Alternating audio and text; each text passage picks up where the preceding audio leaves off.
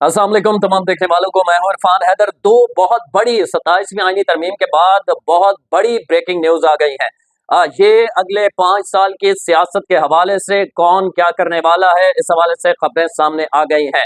Planning क्या है रियासत की, ये भी सामने आ गया। और साथ साथ जो सुप्रीम कोर्ट से रिएक्शन आया है, ये बहुत बड़ी खबरें हैं।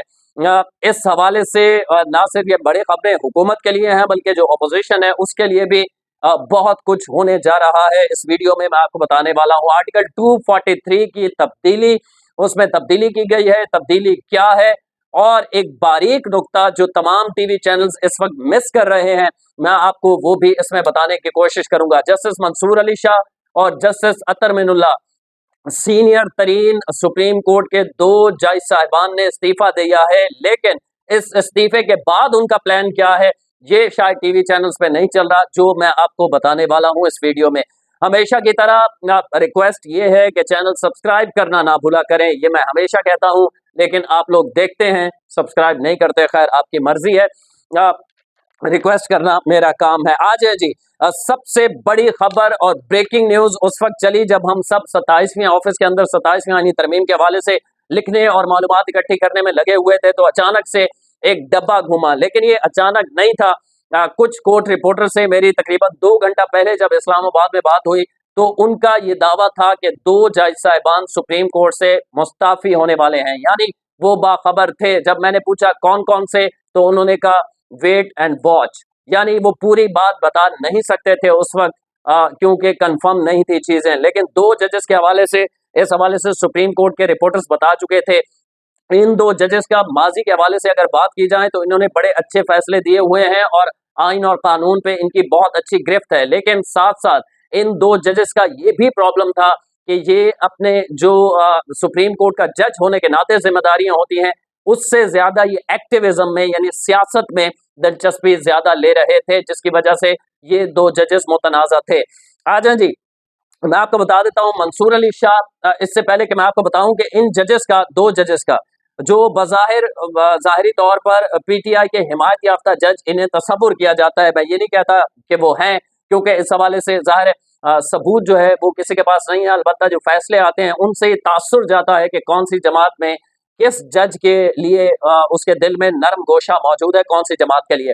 तो जस्टिस सज्जाद अली शाह कब रिटायर हो रहे थे, इस्तीफा उन्होंने दिया, मैं आपको बता देता हूँ 27 नवंबर 2027 में इन्होंने रिटायर होना था। अच्छा, अतर मिनुल्लाह रिटायर आज मुस्ताफी हुए हैं, और जस्टिस मंसूर अली शाह ये आगे क्या करने वाले हैं ये भी आपको बताता हूँ। पहले आप ये देख लें कि कब कब रिटायर हो रहे थे।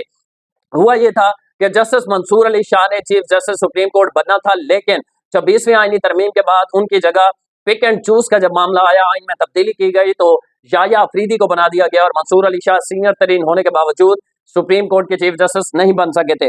27 नवंबर 2027 तक उनकी मुद्दत थी, उन्होंने रिजाइन कर दिया। इसके बाद जस्टिस अमीनुद्दीन है 30 नवंबर, इसी साल के 30 नवंबर को रिटायर होने वाले थे, लेकिन उन्हें चूंकि आईनी अदालत मुंतकिल कर दिया गया है और आईनी अदालत के जज की जो उम्र है वो 68 साल कर दी गई है, तो अमीनुद्दीन खान को मजीद 3 साल मिल गए हैं। इसके अलावा जमाल मंदूखेल है, 11 नवंबर 2026 को इन्होंने रिटायर होना है, सुप्रीम कोर्ट के जजेस की बात कर रहा हूँ। इसके अलावा अतर मिनुल्लाह, जिन्होंने आज रिजाइन किया, 29 दिसंबर 2026 तक तकरीबन 13 महीने इनके सर्विस बाकी थी। इसके अलावा सैयद हसन रिजवी है, 1 फरवरी 2027 में रिटायर हो जाएंगे। मुनीब अख्तर जो है 13 दिसंबर 2028 को रिटायर हो जाएंगे, और इरफान सादत खान जो है ये 6 फरवरी 2028 को रिटायर होंगे। इसके अलावा अकील अहमद अब्बासी 15 जनवरी 2028 को रिटायर होंगे, और नईम अख्तर अबान जो है ये 4 अक्टूबर 2028 को ये भी रिटायर हो रहे हैं। याया अफरीदी जो इस वक्त chief justice of supreme court है या चीफ जस्टिस ऑफ पाकिस्तान है, क्योंकि 27वीं आईनी तरमीम में उन्हें चीफ जस्टिस और पाकिस्तान रखा गया है, जब तक कि वो रिटायर नहीं होते तो वो 22 जनवरी 2030 तक सुप्रीम कोर्ट के चीफ जस्टिस ऑफ पाकिस्तान रहेंगे।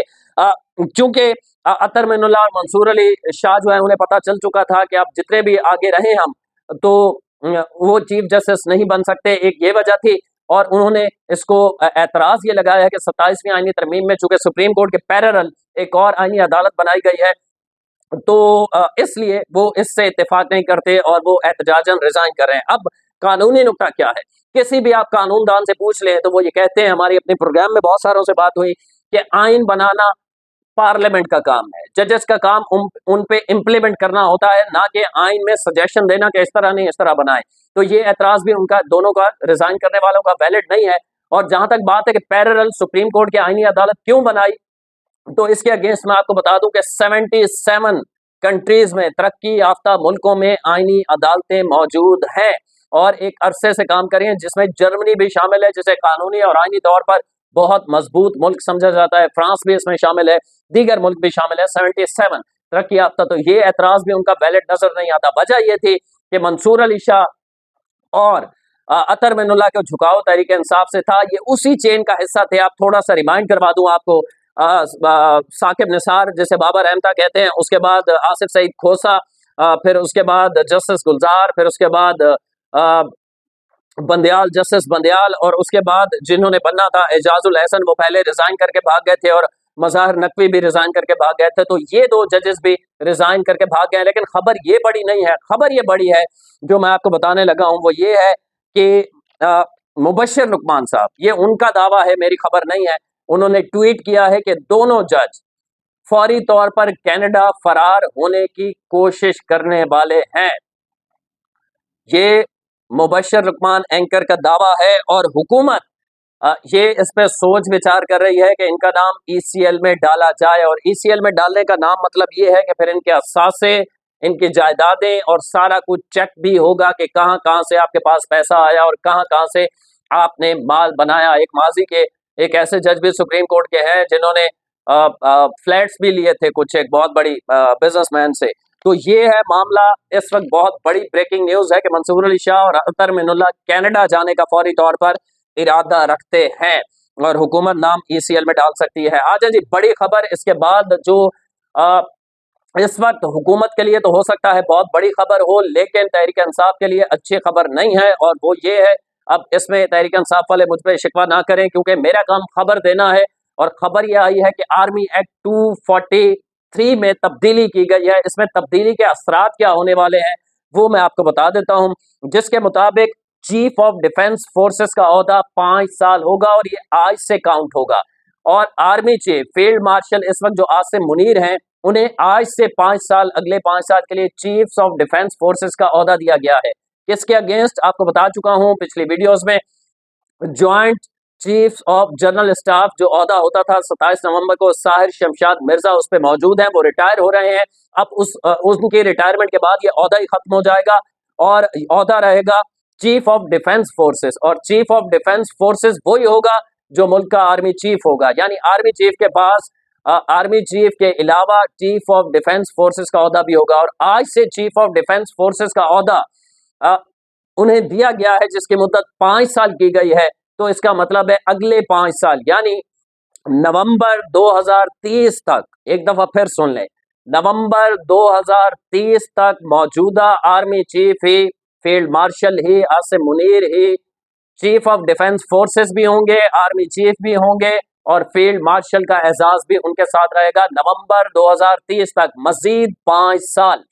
तो जो तहरीक इंसाफ ये तवक्को रखती थी कि 2027 तक की 26वीं आईनी तरमीम के मुताबिक जो उनकी मुद्दत 5 साल की गई थी हर आर्मी चीफ की आने वाले की, तो उसके मुताबिक वो रिटायर होंगे तो उनके लिए कुछ आसानियां पैदा होंगी। अब बज़ाहिर नहीं लगता कि पीटीआई के लिए कोई आसानियां मुस्तकबिल में हो सकती हैं। और मजे की बात क्या है, जो टीवी चैनल्स मैंने आपको कहा कि नहीं बता रहे, वो दिलचस्प मालूमात ये है कि जो मौजूदा आर्मी चीफ हैं, आपको पता है कि 8 फरवरी 2024 को इलेक्शन हुए हैं, इनकी मुद्दत 5 साल है असेंबलियों की। अगर ये पहले तहलील नहीं होती और अपनी मुद्दत पूरी करती हैं तो 2029 में, यानी 2029 फरवरी में, और 3 माह आगे बढ़ते हैं तो फरवरी, मार्च, अप्रैल, मई तक इलेक्शन होंगे।